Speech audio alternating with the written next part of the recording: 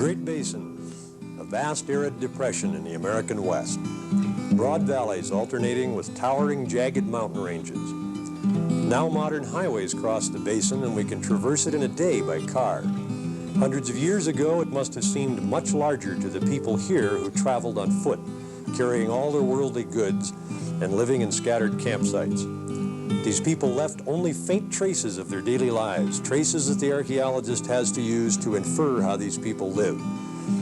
There are no stone buildings, no monuments, no roadways, only bits of stone and pottery.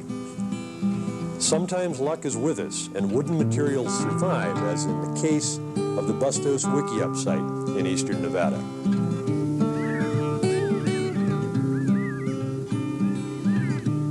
Hunting and gathering, the simplest economy ever practiced by humankind and one of the most enduring. They lived here at least 150 years ago, perhaps even as early as the American Revolution. They were one of the last hunting and gathering groups in North America. We're going to show you how people lived here, what tools they used to make a living, and some of the things we learned here last summer archaeologically. This is a hard land. Vegetation grows slowly. Game was likely more scarce than it is now. And every year was different, so variable that they had to know the plants and animals, the rocks, the shape of the hills, the weather. They could find their way with landmarks so faint, so indiscernible, that modern man is easily lost in this pinyon and juniper woodland. Imagine this. You and your family are here, naked, no tools except those you can create with your imagination and your hands. Could you cut the logs for this shelter?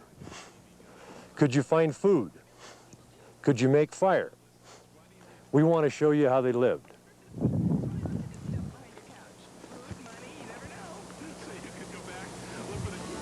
Cutting logs for this shelter with a stone chopping tool takes time. They added fire to char the trees and to make the chopping easier. We found here the people used two methods to cut trees. They built a fire around it and chopped away the charred wood. If that failed, they dug underneath the tree, built a fire, and chopped away the weakened roots. Here's one of the root cut stumps. You can see the remains of the roots and the trunk. Others were cut above the ground. Let's go take a look at one. Here's some of the stumps left from cutting the trees above the ground. How do we know this is what happened? We were fortunate.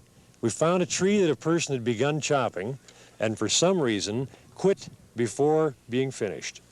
Tried the chopping tool we found next to the tree. Dr. Sims will demonstrate for us.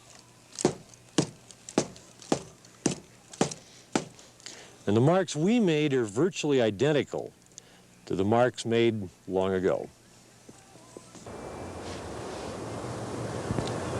By comparing these marks with those we found on the logs at the Wickiups, we determined that these two methods were used to cut the logs for the structures. In fact, we counted the number of stone axe cut stumps in the area of the site, and it compared quite closely with the number of logs we find in the structures. The passing of years has taken a toll. Much of the Wickiup structures have fallen down. The junipers have slumped from their original position. This one was reconstructed after excavation. The original position of the logs is approximated. After the superstructure was in place, the Wickiups were finished by placing a cover of pine boughs on top, making it an adequate sunshade and surprisingly water repellent.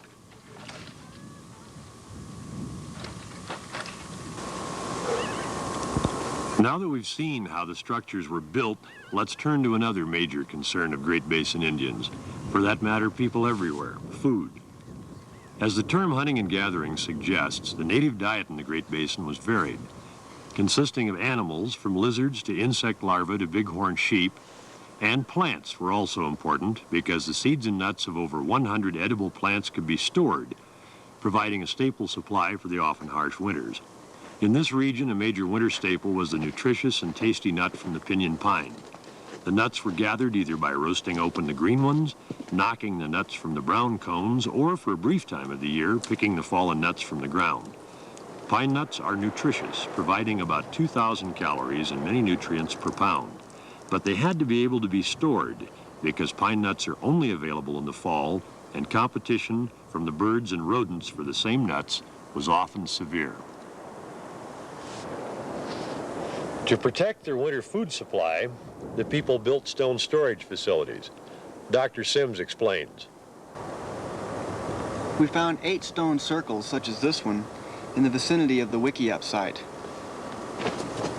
Pine cones were piled into the middle and then covered by a layer of cedar boughs to repel the insects and rodents. Then a layer of stones was placed on top to hold the nuts in place. The circle effect is created when the cedar boughs and stones are removed and thrown outward to retrieve the nuts. Most of the men being up here, well, except for things like this. Yes, and we seem to find isolated grinding stones all over the area. Well, that would make sense, though, because we've got the lithic scatters downslope on the east side of the site, so that could conceivably be the men's working area then. Let's go take a look at that one big lithic scatter.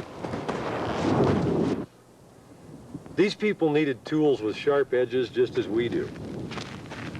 They made the sharp edges by chipping stone. Here's an area covered with the remains of stone tool working, called a lithic scatter. We think this side of the site was probably a men's working area because men are usually the ones responsible for making tools with sharp cutting edges. So this is like a workshop area? Yeah. In fact, here's several flakes that look as though they came from one piece of raw material or one core. Now we've seen the leftovers from the manufacturing process. Let's go take a look at their stockpile of raw materials, or their hardware store. All a man had to do to make tools with sharp cutting edges is to find a nodule of a usable glassy stone. A lot of it around here is eroding out of the surface sediments. Of course, finding an appropriate hammer stone as well.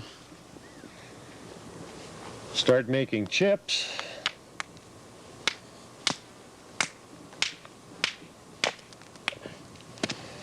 And even with one of these chips, we have a pretty usable cutting edge.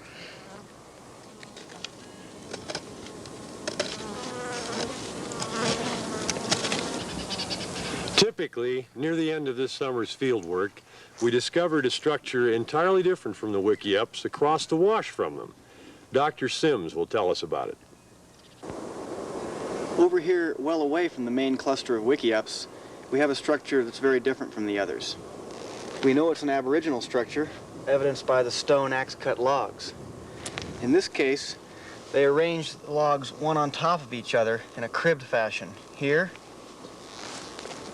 here, and here, forming a circular structure with a slight depression in the middle. We really don't know what it is. One possibility is a sweat lodge. The ridge the site is on. Archaeologists today study behavior, not things. We want to know from little fragments we see as much as we can about what their days were like. Let's take a look at a map of the ridge. It shows the location of various activities. We can say stone tools were made here. The houses were here. And food was stored here in the stone rings.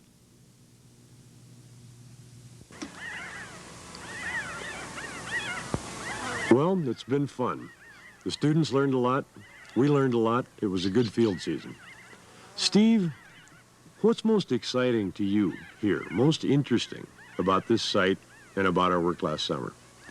Well, scientifically or in general? So, either or both. Well, in a general sense, this is one of those sites that literally makes the past come alive. And that's related to the scientific interest as well. Well, you know how ephemeral the remains of hunter-gatherers can be. Indeed I do. And it points up to me again how very difficult campsite archaeology is to do, at least from a technical standpoint. Precisely. So when you do get a site with this kind of preservation, it gives you a chance to see the different behaviors patterned across the site. So we do pretty much know the where and the what, in the journalistic sense. The who, perhaps, and the when will have to wait for further analysis. And then there's all the material remains that we didn't talk about. Right, like basketry. People here made beautiful baskets. This one's a burden basket, probably used similarly to a modern pack frame for carrying whatever needed to be carried. And pottery. This is the bottom of a pot found near here, probably used as a container for food or as a container for water. And then, of course, all the things of their metaphysical world we can't know about directly. Who were their gods? What did they call their relatives? But archaeologically, we can learn a great deal from the material culture. A difficult life in some ways, but perhaps not such a bad one. No schedules except those imposed by nature. No traffic jams, and of course, no supermarkets. The people who once lived here no longer do. Archaeological sites like this one are destroyed every year by modern construction and vandalism. The few existing sites, such as here, which is pristine, are all we have scientifically for a small window into a large past. This way of life was humanity's for 99% of our time on the planet. A large part of our past indeed, yet one of the most difficult to trace, and in many ways the part we know the least about.